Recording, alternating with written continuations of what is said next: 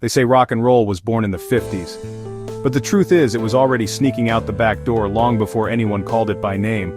The phrase rock and roll wasn't born in a studio. It came out of slang.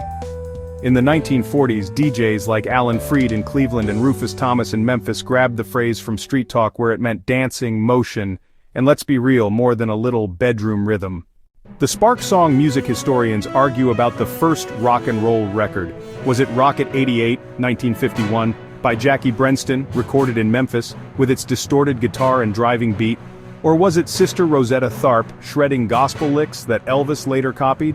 Truth is, rock didn't have a single father. It was a wild family affair between rhythm and blues, gospel, country and the blues, all sweating together in the same room. The scene: picture this: Cleveland kids tuning in to Alan Freed's Moondog Rock and Roll Party around 1951 to 52. Songs once dismissed as race records were now blasting through suburban living rooms. Parents clutched their pearls, teenagers shook their hips, and that's when rock kicked the front door down. The next word you gotta know: Payola rock may have been born in rebellion, but it was raised on hustle. Payola = pay for play. Record labels slid DJs envelopes of cash, or gifts, to spin their songs on repeat. By the late 50s it got so hot that Congress stepped in. Alan Freed himself went down in flames for it. Payola wasn't just shady business. It was the engine that drove what songs made it into the teenage bloodstream.